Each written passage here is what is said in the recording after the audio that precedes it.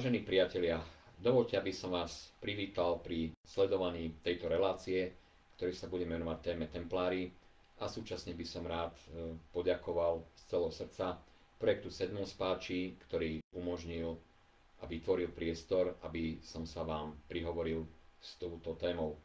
Napriek teda tomuto poďakovaniu nebudeme spať ako Sedmo spáči, naopak budem sa vás snažiť udržať v stave bdelosti, aby sme si spoločne osvojili nejaké zaujímavé poznatky o téme, ktorá je záhadná, tajomná, patrí do histórie Slovenska a doteraz je nejakým spôsobom takou popoluškou v slovenskej historiografii. Na takú pomoc k nášmu dnešnému výkladu alebo rozprávaniu, aby sme sa teda nebáli, že budeme sa musieť prehryzávať cez množstvo nejakých suchopárnych faktov, teórií a podobne, ktorý by mal byť skôr takým ako priateľským monológom smerom k vám, aby sme si odprezentovali túto tému. Poslúži kniha Poklady templárov na Slovensku. Je to kniha, ktorú som napísal, vydalo vydavateľstvo Goralinga ako relatívne čerstvú novinku. A táto kniha je súhrnom môjho úsilia, ktoré je už teda možno viac ako 2 dekád po stopách templárov na Slovensku. Je to, ak iste, veľmi zaujímavá téma, pretože žiaden iný rytierský rád nevyvolal a nevyvoláva dodnes toľko pozorností, toľko romantických legend, toľko nadšenia ako práve templári. Je to určite ich pohnutý osud, ktorý bol teda v znamení ich tragického konca v príbehu, ktorý všetci dobre poznáme, ale aj účel, ktorý tento rytierský rád bojovných mníchov v minulosti plnil. Či už išlo o ochranu pútnikov do Svätej Zeme, základy bankového systému, ktorý vlastne vymysleli templári a ktorý teda opäť slúžil k umožneniu bezpečia pútnikov putujúcich do Svätej Zeme, ktorí nemuseli so sebou prenášať hotovosť a nestávali sa tak obeťami nejakých lúpežných útokov, až po celú rozsiahlu, zložitú a komplikovanú logistiku, ktorou vlastne sprepájali západnú Európu so Svetou Zemou, celým systémom majetkov, statkov, pevností, hradov, prístavov, baní a všemožných prevádzok, ktorými udržiavali v chode túto obrovskú mašinériu, ktorá slúžila predovšetkým k zásobovaniu levantského priestoru, to znamená, dnes my sme povedali blízkovýchodného priestoru, a teda bola k ruke Svätému Otcovi, teda pápežovi, pretože treba nám povedať na začiatku, že templári neboli podriadení žiadnej svetskej moci, žiadnemu vtedajšiemu panovníkovi, kráľovi, hoci s nimi úzko kooperovali, ale priamo Svätému Otcovi, to znamená pápežovi, ktorý, dnes by sme povedali, bol tak povedz akoby vrchným veliteľom templárskeho rádu. V tom boli samozrejme veľmi podobní aj svojim druhom zbraní, ktorí boli Johaniti, takže nie je to nič prekvapujúce. To, čo môže byť prekvapujúce v našom prípade, je úplne logická otázka, či templári boli na Slovensku. Skúsme sa nad tým zamyslieť z toho uhla pohľadu, kedy budeme uvažovať, že prečo by ale neboli. Stopy po ich činnosti nachádzame v dnešnom Chorvátsku, spomeňme si na hrad Vran, tí, ktorí ste boli na dovolenke v okolí, určite poznáte túto impozantnú pevnosť. Spomeňme si na ich stopy v dnešnom Severnom Maďarsku, tesne na hranici so Slovenskom, spomeňme si napríklad na Ostrihom, kde mali veľmi dôležité sídlo a ďalšie množstvo sídiel, ktoré mali v Severnom Maďarsku. Spomeňme si na Malopolsko, okolie Krakova, spomeňme si na dnešnú Českú republiku, hlavne teda na jej východnú časť, o ktorej teda ešte budeme hovoriť, to znamená oblasť Moravy a Slieska. A keď sa na to pozrieme, nie je nám treba veľkého dôvtipu k tomu, aby sme uvažovali o tom, a Slovensko teda ako. Boli na Slovensku? Väčšina súčasných historikov alebo predstaviteľov oficiálnej historiografie tvrdí, že neboli. No ale tu vzniká ten logický odpor. Ak boli dookola templári situovaní okolo územia dnešného Slovenska, prečo neboli práve na Slovensku? A ak to naozaj bolo aj tak, potom je ešte väčšou záhadou, prečo Slovensko obišli, ako to, že tu naozaj aj boli. Mojím úprimným presvedčením vychádzajúcim z indícií, to znamená nepriamých dôkazov, je to, že ja sám som presvedčený o tom, že templári na Slovensku pobývali. V priebehu nášho dnešného rozprávania sa skúsim ponúknuť vám niektoré z týchto argumentov, o ktorých môžeme spoločne uvažovať, a v prípade, že vám napadnú nejaké zaujímavé otázky, môžete nám ich napísať a pokúsim sa vám ich zodpovedať. Ale v zásade by som vás veľmi rád previedol, urobil takú krátku exkurziu problematikou templárov na Slovensku.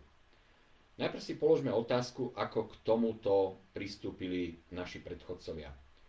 Mali by sme asi povedať to, že podobne ako je to u slovenských dejín všeobecne, je slovenská historiografia dodnes zaťažená istým dedičstvom minulosti. Tým istým dedičstvom minulosti môžeme jednak historicky už dávno za nami prekonaný obraz, teraz to poviem bez nejakých takých emotívnych prívlastkov, veľkomaďarský výklad dejín, kde teda tá slovenská problematika sa z časti neguje alebo stráca. To je, myslím, etapa, ktorú už máme v Strednej Európe za sebou, pretože ambíciou Slovákov a slovenského národa bolo zviditeľniť nielen seba, ale aj svoje dejiny a svoju históriu. Takže myslím si, že túto etapu sme nejakým spôsobom prekonali. Ale ďalšie dve bremená, ktoré si slovenská historiografia nesie, je možno výklad čechoslovakistický, a hovorím to bez opäť nejakých pejoratívnych prívlastkov, ktorý nejakým spôsobom predsa len dodnes súzvučí s tým, že Slováci sú takými mladšími súrodencami českého národa, a ten výklad našich dejín smeroval predovšetkým zo strán našich západných susedov. To je etapa, ktorú formálne máme už zase za sebou, ale nejakým spôsobom v historiografii doznieva. No a potom ďalším prvkom, ktorý tam je, sú také relikty toho myslenia marxistického výkladu dejín, pri ktorom vlastne templári nemali svoje miesto v slovenskej histórii, pretože sa jednalo o v zmysle marxistického výkladu nejakú reakčnú silu v dejinách alebo marginálnu, ktorá nemala žiaden vplyv na triedny boj v dejinách, tak ako to učia marxisti. Nie je našou témou skúmať tieto názory ani tie dozvuky, ktoré sa dodnes prejavujú v slovenskej histórii. Bolo to ale dôležité povedať, že teda okrem neistoty, pochybností, ktoré máme v tejto otázke, či už budeme hovoriť v prospech hypotézy, že templári tu boli, alebo budeme zastávať názor, že tu neboli, aby sme si uvedomili, že tieto tri subjektívne pohľady, možno ideologické náhľady, nám túto problematiku ešte nejakým spôsobom zneistujú alebo deformujú. O čo sa môžeme oprieť, keď chceme tvrdiť, že templári skutočne pobývali na Slovensku? Možno chronologicky nie úplne presne, ale začnem niekedy v druhej polovici 18. storočia, kedy ostrihomský kanonik Fuchshofer napísal úžasné monumentálne dielo, ktoré sa nazýva Monasteriológia regni Hungárie, čo by sme slovensky mohli tak voľnejšie preložiť ako náuka o kláštoroch alebo prehľad o kláštoroch v Uhorsku.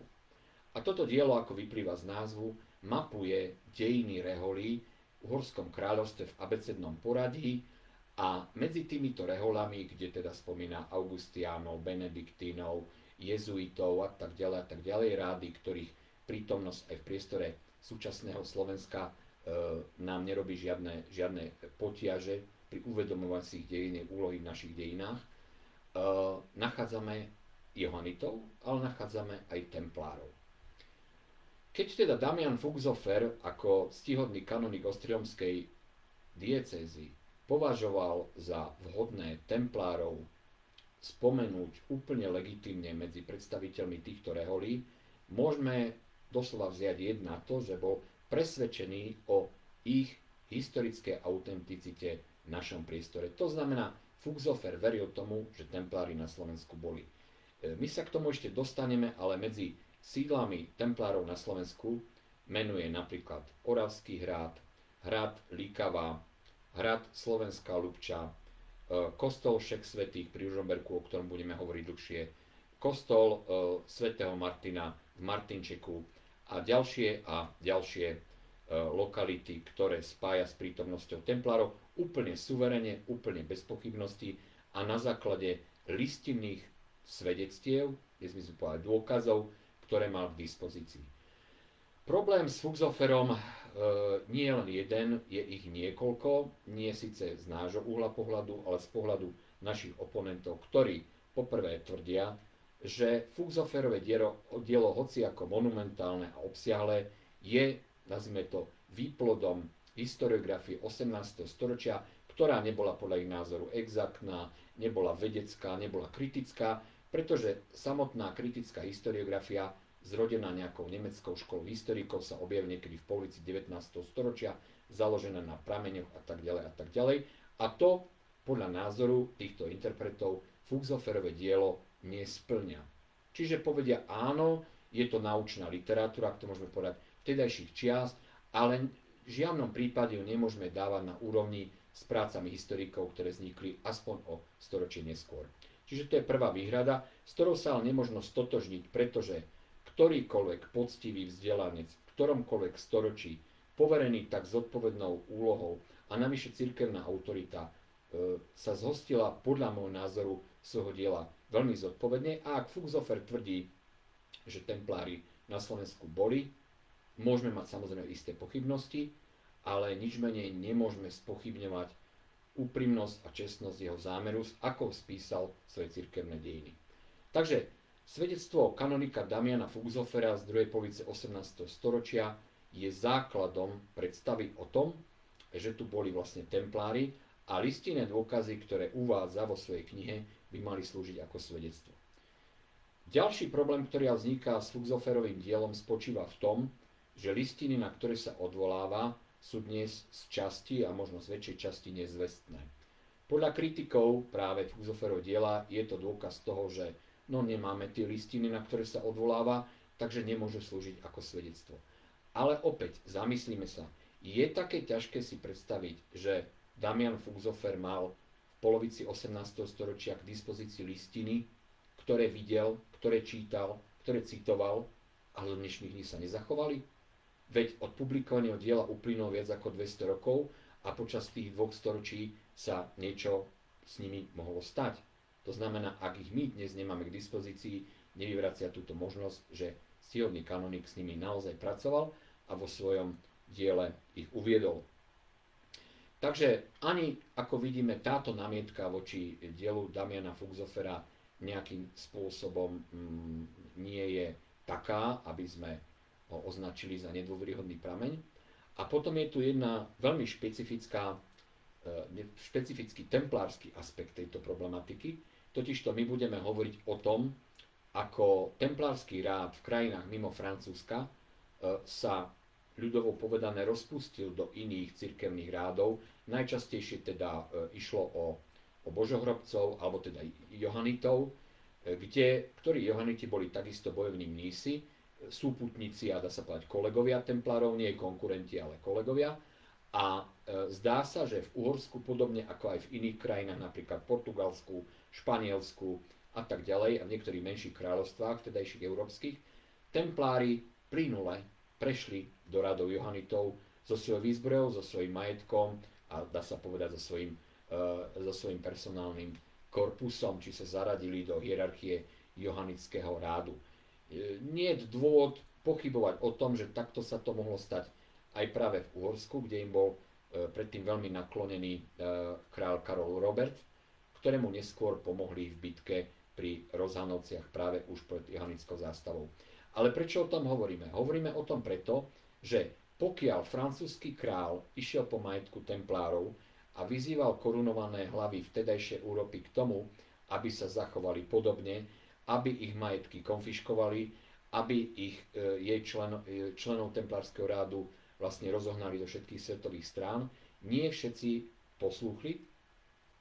A toto bol legitímny spôsob, ako templárov neprenasledovať a naopak umožniť im infiltrovať sa do iných rádových organizácií a teda neprenasledovať ich.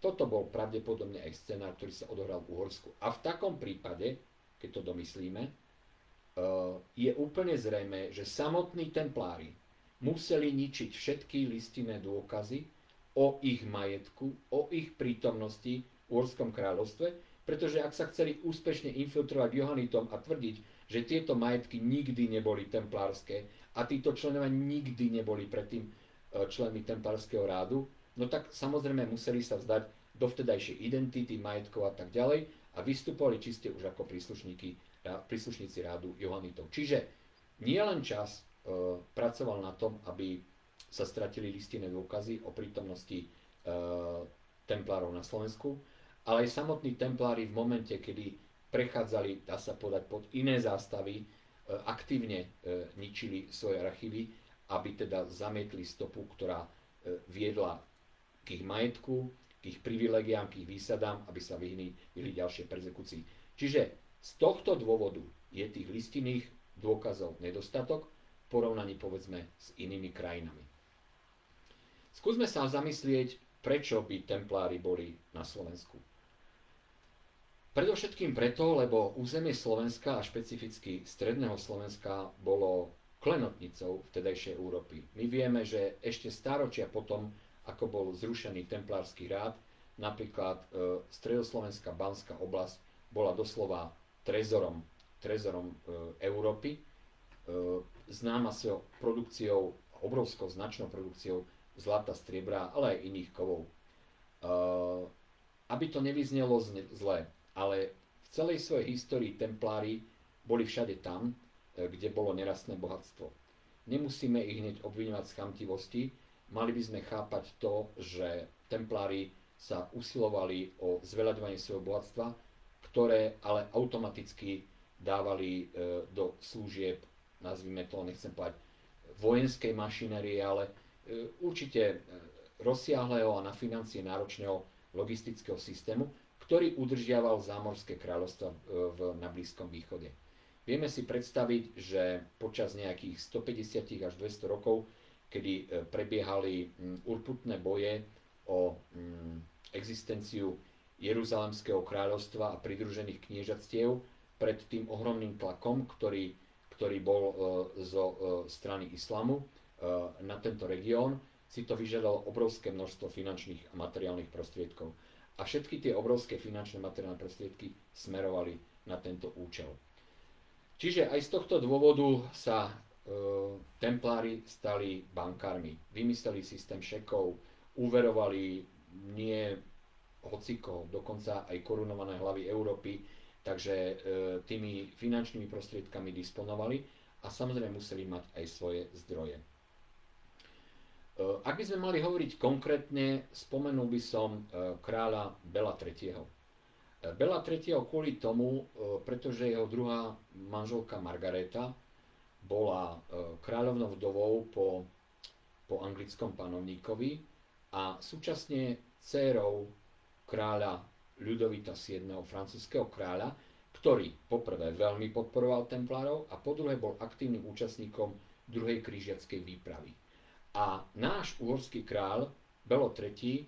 Dostal ruku práve francúzskej princezny a teda anglickej kráľovnej vdovy Margarety, ktorú si priviedol do Uhorska.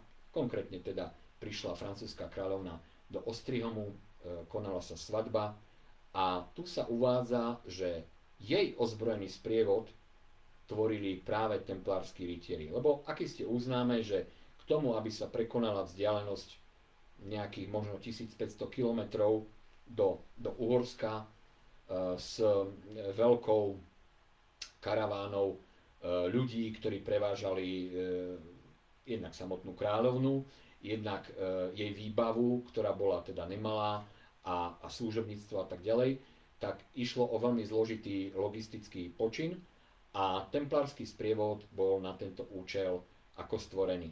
Podotýkam teda ešte raz, že Ľudovít VII. Bol veľký podporovateľ templárov a ako samotný aktívny účastník druhej križiackej výpravy si nemohol zvoliť ani lepší sprievod pre svoju dcéru do ďalekej cudziny.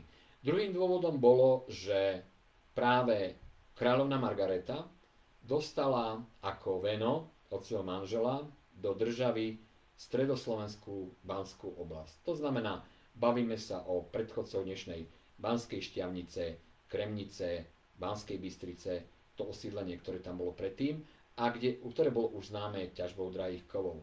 A opäť, templári, ktorí s ňou prišli, boli úplne ideálnymi, by som povedal, investormi, podnikateľmi, pretože boli nielen rytierimi, ale boli aj skvelými hospodármi, ktorí okamžite zorganizovali ťažbu v tejto stredoslovenskej banskej oblasti a samozrejme ten prílev drahých kovov do ich vlastnej pokladnice, do pokladnice pápeža a do celého toho náročného projektu udržania blízkovýchodnej Svätej Zeme jednoducho v značnej časti vykrývalo stredoslovenské zlato a striebro. Toľko k tomu ekonomickému aspektu. Ďalej poznáme listinu, ktorá hovorí o vyberaní cirkevných desiatkov práve na udržanie boja na Blízkom východe, kde sa teda spomínajú konkrétne templársky rytieri, ktorí vyberali tieto poplatky od farnosti na území Ostriomskej diecézy a po tú Ostriomskú diecézu v tom čase spadalo aj Slovensko. V zmysle dekretu pápeža Honoria tieto desiatky boli u nás vyberané, zachoval sa nejaký súpis a zachoval sa listine doložené aj to, že teda boli tým poverení niektorí templársky rytieri, ktorí obchádzali aj miesto vtedajšie Ostrihomskej cirkevnej provincie, ergo územie dnešného Slovenska. Takže to je taký ďalší zaujímavý listinný dôkaz. Skúsme sa teraz prizrieť samotným tým konkrétnym lokalitám, o ktorých hovorí Damian Fuchshofer aj ďalší autori.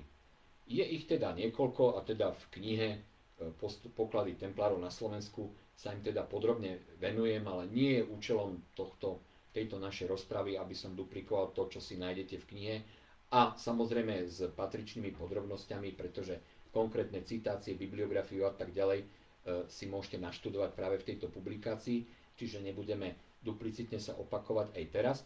Nič menej chcel by som aspoň orientačne upozorniť na niektoré zaujímavé lokality, ktoré s templármi na Slovensku súvisia. V prvom rade by som vás rád pozval do Ružomberka, respektíve na okraj Ružomberka k dedine Ľudrová, na ktorej okraji stojí kostol všetkých svätých. Tento kostol dnes práve Liptovského múzea v Ružomberku nie je problém si pozrieť, je to muzeálna expozícia, takže dá sa tam úplne pohodlne dostať. A tento gotický kostol je okrem iného zaujímavý aj tým, že teda podľa Damiana Fuchshofera je v ňom, a teraz dobre počúvajme, pochovaný majster templárov Gottfried von Herberstein.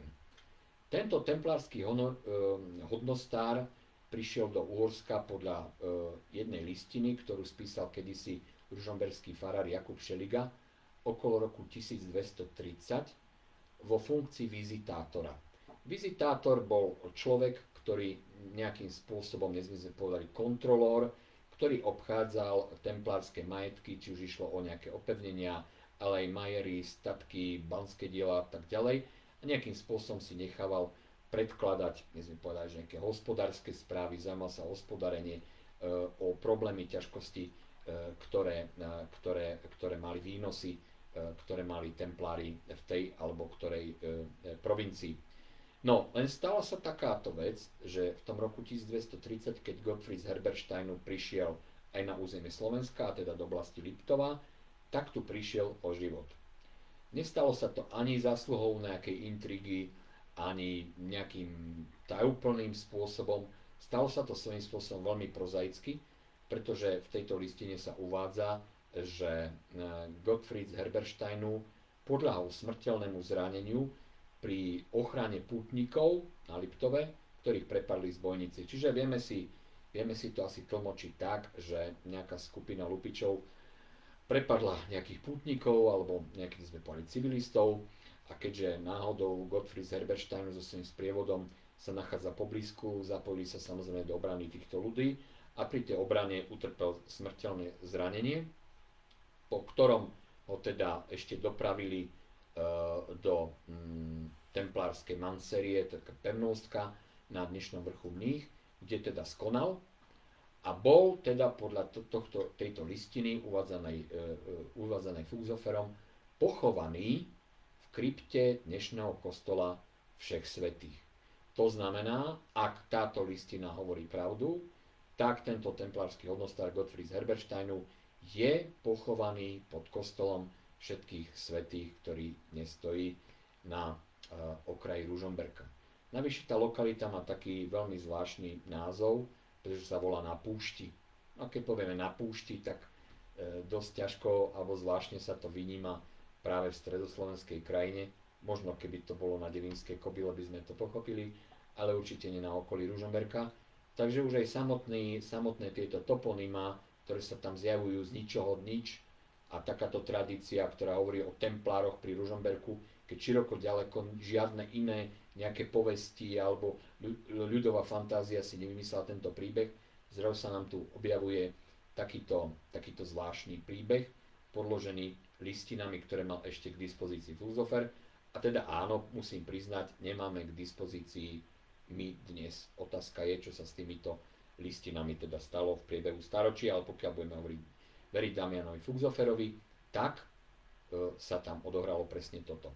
Samotný kostol v Ľudrovej je veľmi zaujímavý, pretože má nejakú takú zaujímavú freskovú výzdobu, kde sú motívy, ktoré nie sú obvyklé v kostoloch. Napríklad máme tam, len príkladom spomeniem, maľbu Poslednej večere, na ktorej nie je 12 postav alebo 14, pretože Kristus je tam znázornený dvakrát. Je to taká pozoruhodnosť, ktorá v stredoeurópskom priestore nemá obdobu.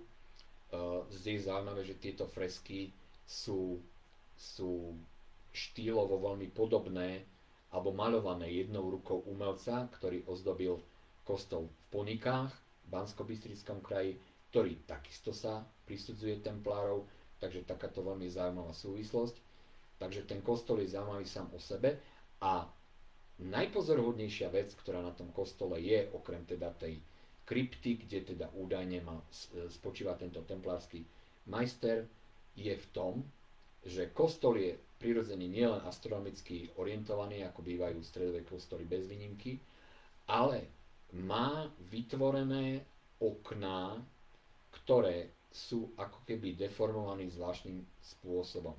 Keď budete v tomto kostole a pozriete si, akým spôsobom vybudovaný, akým spôsobom sa zbiehajú krížové klenby na strope, vidíte, všetko sedí, prilieha, všetko je vypočítané a všimnete si také zvláštne deformované okná, ktoré majú tie špalety tak akoby nejaké také výdutiny, také bruchá a tak ako možno si uvedomíte, že jak je možné postaviť gotický kostol, ktorý dodnes stojí, má geometricky presné krížové klenby, pretože keď sa pozriete smerom k tomu stropu, tak sa to krásne všetko zbieha a má nepodarené okná, vyslovene šlendriánsky urobené okná. Ale je to práve preto, a to zistili slovenskí astronómovia, ktorí robili merania, že v určité dni roku svetelné lúče prenikajúce týmito oknami osvetľujú určité presne umiestnené fresky na stenách. Takže napríklad na Vianoce dopadá slnečný lúč pri východe slnka alebo na poludne presne na fresku s ukrižovaným Ježišom a tak ďalej a tak ďalej. Čiže dá sa povedať, že tie okná tam neboli umiestnené náhodne, nie sú to iba okná, ale niektoré z nich sú také ako keby astronomicky orientované výkiere a tá ich deformácia zabezpečuje to, že vrhajú v určité dni roka svetelné lúče alebo slnečné lúče presne tam, kde to tí umelci chceli. Ožarujú určité fresky, ktoré sú ožiarené iba v ten daný deň roku alebo v dni, ktoré sú v týchto termínoch. Takže toto všetko je analyzované v tej knižke. Ja by som sa nechcel venovať tým astronomickým výpočtom, ktoré urobil doktor Karolský a doktorka Stopková. Môžete si o tom podrobnejšie prečítať, ale položím jednu zásadnú otázku. Ako je možné, že v 13. storočí niekto postavil na Liptove de facto dedinský kostolík, ktorý sa správa ako planetárium. To proste rozum neberie. Asi si povieme, že ten kostol nebol postavený pre niekoľko desiatok, bez nejakého pejoratívneho zmyslu, nevzdelaných vidiečanov, aby im slúžil k ich duchovným potrebám, i keď akisto slúžil týmto duchovným potrebám, ale nikto nebude stavať, keď to trošku preženiem, planetárium alebo observatórium v podobe kostola uprostred ničoho, uprostred Liptova, navyše na mieste s takouto silnou templárskou tradíciou. Čo je zaujímavé, od tohto kostola všetkých svätých, keď sa pozrieme smerom k Martinčeku, uvidíme kostol svätého Martina v Martinčeku, presne uprostred dvoma pahorkami. Je to tak, že z veže kostola Všech svätých na väžu kostola svätého Martinčeka bol priamy pohľad. A ak si poviete, no a čo je na tom zaujímavé, tak treba vedieť to, že z akéhokoľvek uhla pohľadu iného to nie je možné. Čiže dá sa povedať, že Ružomberský kostol Všech svätých a kostol Martinčeku sú v jednej priamke, kde vidno jeden na druhého, ale z iného uhla pohľadu to neuvidíte. Takže je to taká ďalšia zaujímavá súvislosť medzi týmito dvoma stavbami a opäť o kostole Martinčeku sa hovorí čo? Že patril templárom. Môžeme sa odvolať na patrocínium svätého Martina, ktorý je také typické patrocínium zasvetené stredovekým rytierským rádom, pretože s obľubou si práve títo bojovní mnísi dávali ako patronov kostolov práve svätého Martina, preto sa hovorí o tom vojenskom patrocíniu, že je to kostol, kde nedávno odkryli zaujímavé fresky, viac o tom píšem v knihe, ale aj záhadné nápisy, ktoré sa doteraz nepodarilo rozlúštiť a myslím si, že ešte stále platí tá ponuka pána starostu, ktorý vyhlásil takú pred pár rokmi takú akoby verejnú súťaž, že príďte rozlúštiť tieto nápisy do Martinčeku a je za to aj nejaká taká symbolická odmena, vrátanie teda tej veľkej slávy, keby sa to tomu niekomu podarilo. A po ďalšie zvláštne veci, ktoré nájdeme v Martinčeku. Napríklad, tento kostolík stojí na takom malom návrší a v tom návrší sú desiatky kamenných šacht, ktoré ako suché studne vedú dovnútra tohto vrchu. Tieto šachty sú dnes nadokryté takými striežkami, ktoré sú uzavreté visacími zámkami a keby ste sa miestnych pýtali, že teda čo to tam je, prečo to tam majú, tak vám povedia, že tam skladujú zemiaky. To je síce pravda, pretože ako klíma v týchto kamenných studniach je priaznivá pre uchovanie zeleniny. Nič menej, keď ten kostol v stredoveku postavili, určite to neslúžilo tomuto účelu. Otázka je, čo to má vlastne znamenať. Nepoznám žiaden iný kostol, ktorého okolie by bol doslova prevrtaný desiatkami kolmých kamenných šacht vedúcich do hĺbky. Je to veľmi, veľmi zvláštny fenomén, obzvlášť ak si uvedomíme ešte, že okolie kostol v stredoveku slúžilo ako cintorín a ťažko si vieme predstaviť, že práve na cintoríne si vtedajší obyvateľia vytvárali nejaké takéto zásobnícové šachty. To je proste nonsens. Skôr sa zdá, že tieto šachty sú súčasťou nejakého komplikovanejšieho systému, ktorého pôvodný význam bol úplne iný, ako je v súčasnosti. Ďalej asi treba vedieť, že obec Martinček sa nachádza nad krasovým systémom. To znamená, pod samotnou obcou, ale aj pod samotným kostolom sa nachádza rozsiahlý krasový systém. To znamená jaskyň navzájom poprepájaných, ktoré boli iba čiastočne preskúmané a v niektorých z nich sa našli teda aj archeologické nálezy siahajúce až do praveku, ale aj do obdobia stredoveku.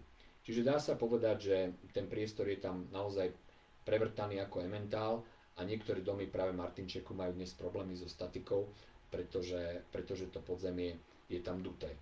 Nemusíme hovoriť, že toto je lokalita, ktorú templári vyslovene obľubovali, pretože podzemné chodby, podzemné priestory vždy patrili tunely k templárom, ktorí boli geniálni stavitelia a dokázali tieto prirodzené vlastnosti krajiny využiť k svojim účelom, či už k vybudovaniu nejakých tajných skrýší, únikových chodieb a podobných záležitostí. Čiže Ak sa vyberiete do kostola Všech svätých pri Ružomberku, zavítajte do Martinčeka, ktorý je vzdušnou čiarou vzdialený nejaké 2-3 km a pozrite si obidva kostoly. Evidentne svojím účelom súvisia a obidva sa teda podľa Fugzofera nejakým spôsobom spájajú k templárom. Keď už budete teda na Liptove, určite by ste nemali vynechať ani hrad Likava, ktorý sa spája takisto s templármi, aj keď tie zmienky sú pomerne chudobné a dokonca k miestnemu kastelánovi alebo správcovi tohto hradu v období templárov, ktorý dokonca mal mať slovanský pôvod a volať sa Radmír. Spomínam ale kvôli tomu, že práve tento námec spracoval Svetozár Urban Vajanský vo svojej poeme Tatry a more, kde má poemu Radmír, ktorú teda som ocitoval aj v tejto knihe. Môžete si ju tam teda pohodlne prečítať, aj teda jej interpretáciu a zistiť, že ako sa to má. Takže, čo sa týka Likavy, ako som spomínal, spája sa s templármi. Keď chceme nejaký blízky hrad, ale už v oblasti Turca, nemali by sme zabudnúť na hrad Blatnica. Blatnica je takisto na zozname, ktorý uvádza Damian Fugzhofer ako hrad patriaci templármi. A v súvislosti s Blatnicou sa objavuje ešte jeden taký zvláštny fenomén, a totiž to, že práve v ruinách Blatnického hradu v 19. storočí sa našiel taký veľmi zaujímavý a povedal by som až hrôzostrašný nález. A to bol nález ľudskej lebky, ktorá mala na čelustiach uzamknutý zámok. Áno, uzamknutý zámok. Dnes je tento nález v Národnom múzeu v Budapešti a nie je úplne jasné, akým spôsobom súvisí s udalosťami, ktoré sa odohrávali teda na hrade Blatnica. Treba ale povedať, že tento nález nie je ojedinelý. V Národnom múzeu v Budapešti by mali byť ešte ďalšie dva, ale pokiaľ hovoríme o tomto Blatnickom, je to nesmierne zaujímavé aj z toho hľadiska, že sme hovorili o templároch. A taká sekundárna literatúra hovorí, že u templárov, pokiaľ došlo k porušeniu sľubu mlčanlivosti, tak toto bol nesmierne krutý trest a odrádzajúci trest k tomu, aby vinník pikal za porušenie sľubu mlčanlivosti, kedy mu založili na ústa symbolické teda doslova, vysaciu zámku, aby mu navždy uzamkli ústa. Pri antropologickej analýze tejto lebky nájdenej v Blatnici bolo zistené, že na tej čelusti prebiehali hojvé procesy. To znamená, že tomu človeku skutočne bola založená zaživa. Došlo k tomu po prerazení ústnej dutiny, nemusíme zabíjať do podrobností, ale človek so založeným zámkom ešte ten nejaký čas žil a pravdepodobne to nebola veľmi, veľmi úctyhodná existencia. Nič menej, tento nález sa spája teda s Blatnicou a určite, keď si budete študovať literatúru alebo siahnete po tejto knižke, tak sa môžete teda dozvedieť viac. V každom prípade treba si vedieť to, že Blatnica je takisto menovaná medzi sídlami templárov. Medzi ďalšími majestátnymi hradmi, ktoré sa spájajú so slovenskou históriou, spomína Damian Fugzhofer aj Oravský hrad, najstaršiu časť Citadelu, takže myslím si, že tento hrad dôverne pozná väčšina Slovákov a množstvo návštevníkov, ktorí prichádzajú na Slovensko, si ho nenechá ujsť. Takže ak si vybavíte alebo navštívite Oravský hrad teraz niekedy v blízkej budúcnosti, skúste si všimnúť práve tú najstaršiu časť, tú Citadelu, ktorá podľa Fugzhofera bola pôvodne pevnosťou templárov. Čo sa týka ďalších lokalít, mohli by sme ich samozrejme menovať viac, mohli by sme spomenúť niekdajší vodný hrad Eberhard, dnešné Malinovo, mohli by sme sa rozprávať o Slovenskej Ľubči, pri ktorej sa predsa len trošku pristavíme, pretože opäť ide o udržiavaný hrad. V Slovenské Lubči mali mať jednak kláštor, templári, ako nazvime to čiste nevojenský objekt, kde teda pred niekoľkými rokmi prebiehali archeologické vykopávky, kde boli nájdené aj kostry na pohrebisku, ktoré bolo v susedstve tohto kláštora.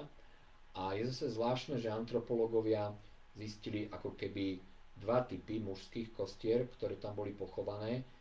Jedny, ktoré boli také robustnejšie, na ktorých sa dalo antropologicky alebo anatomicky pozorovať napríklad to, že sú to telesné pozostatky mužov, ktorí disponovali väčšou fyzickou silou, pretože tá robustná kostra, tie svalové úpony, ktoré sú na tých kostiach akoby čitateľné, tie miesta po tých svalových úponoch naznačujú tomu, že išlo o jedincov s vyvinutou, dobre živených a s vyvinutou muskulatúrou.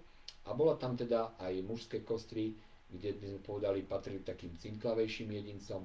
Určite nešlo o mužov s vyvinutou muskulatúrou, ktorí by počas života vykonali nejakú nadmernú fyzickú námahu.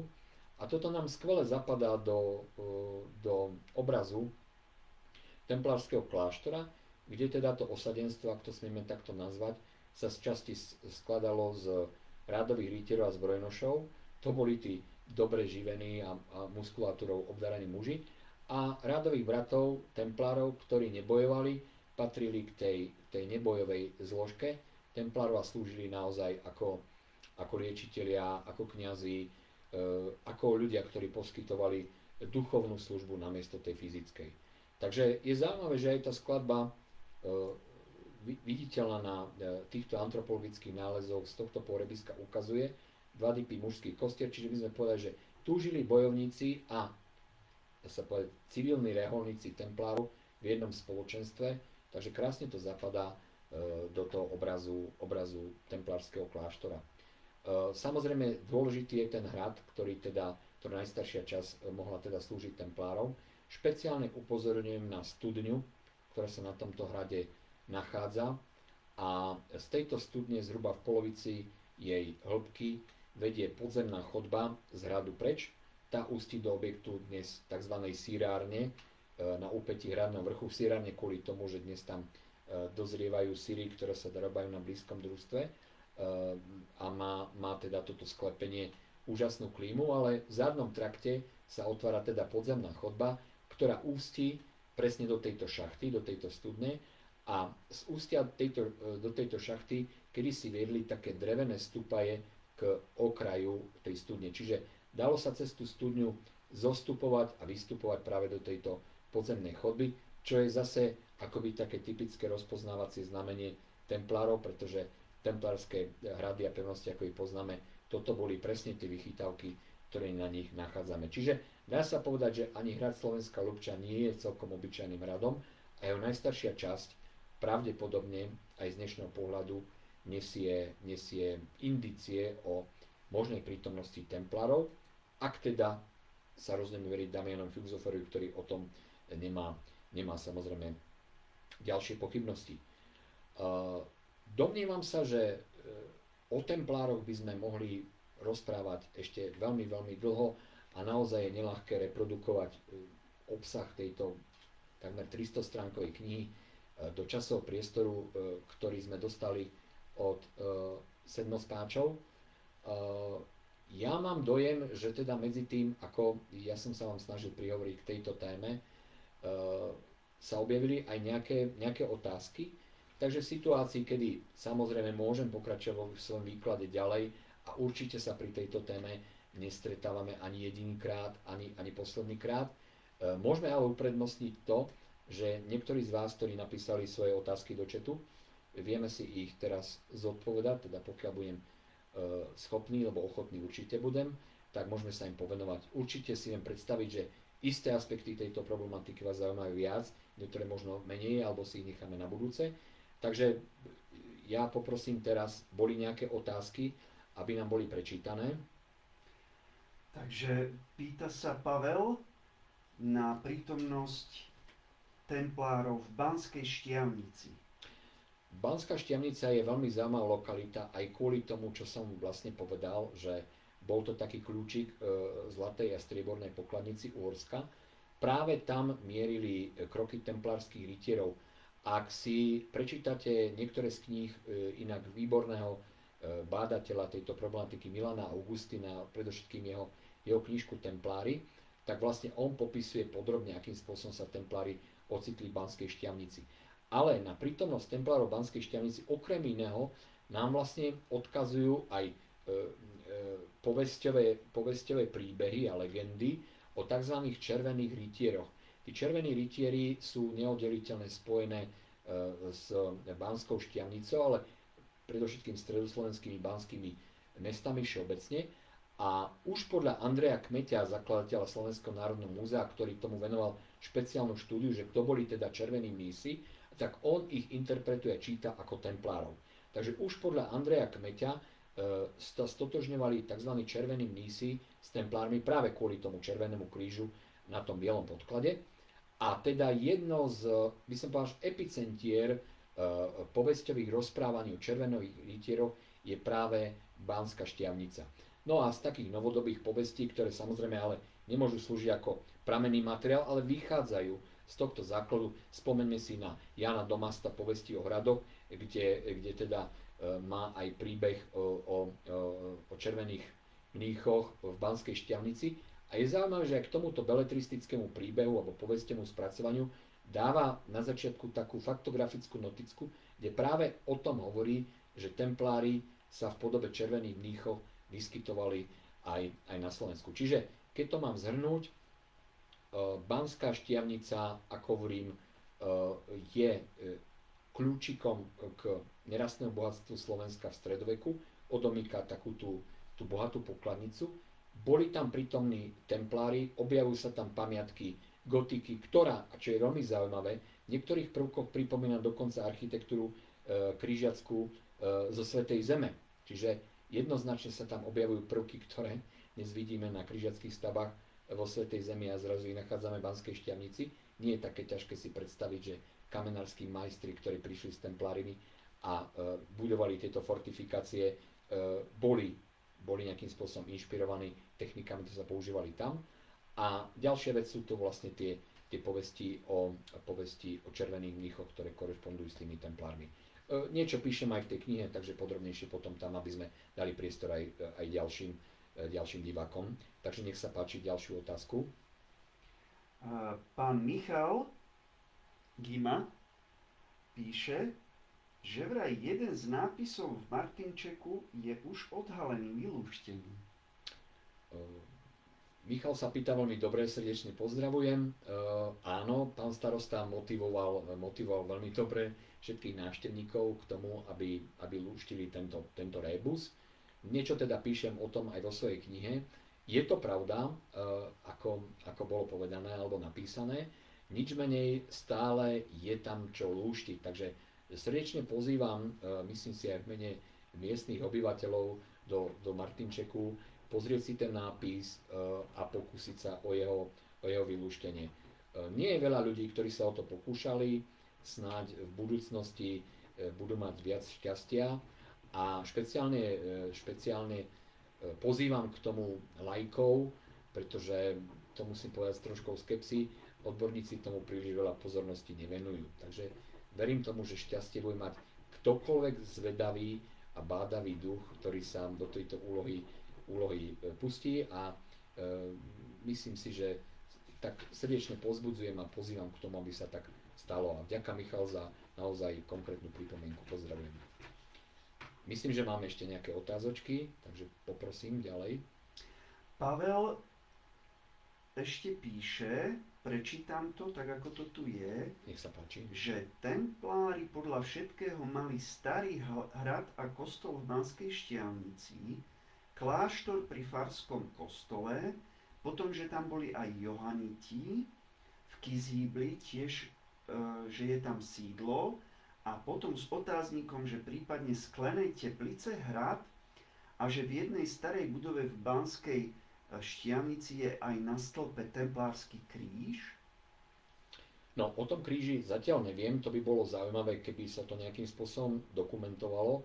a hovorím, týchto akoby indícií alebo čriepok je veľmi mnoho, takže ja budem sám vďačný za to, keď to aj naši diváci nejakým spôsobom zdokumentujú.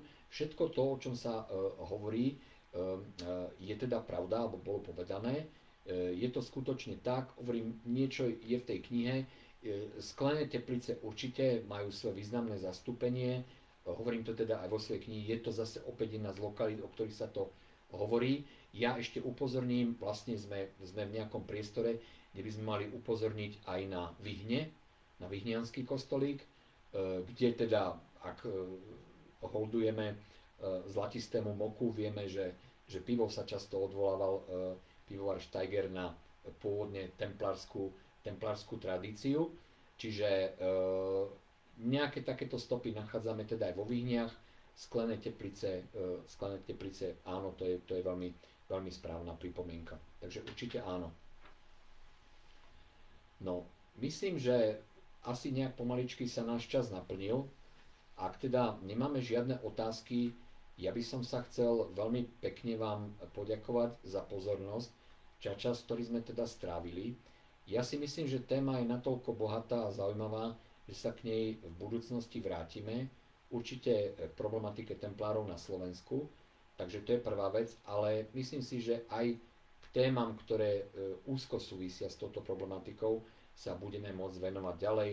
Či už je to napríklad otázka križiackého kráľa Ondreja, relikví, ktoré priviezol na Slovensku a sú tu vlastne dodnes sakrálnej architektúre Trnavy a tak ďalej, pretože samotná téma templárov ako keby sa nevznáša vo váku, ona súvisí s ďalšími témami, s ďalšími poznatkami, ktoré existujú okolo, a pokiaľ sa s nimi oboznámime, je naozaj veľmi nelogické lipnúť na myšlienke, že templári na Slovensku neboli. Lebo opakujem, pokiaľ na Slovensku neboli a boli všade navokol, potom ten dôvod, prečo neboli u nás, je omnoho záhadnejší, ako pripustiť to, že sa tu naozaj nenachádzali.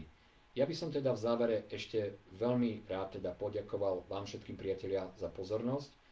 Projektu Sedmos páči za to, že mi umožnil vystúpiť a prihovoriť sa vám aj týmto spôsobom, a pevne verím, že sa stretneme aj pri ďalšom vysielaní a budem rád, keď opäť budem môcť zodpovedať vaše otázky a uchádzať sa o vašu pozornosť.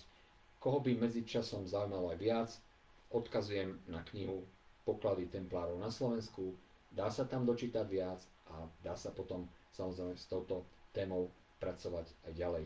Takže priatelia, veľmi pekne vám ďakujem za pozornosť a prajem vám všetko dobré v nadchádzajúcom adventnom čase. Do skorého videnia a počutia.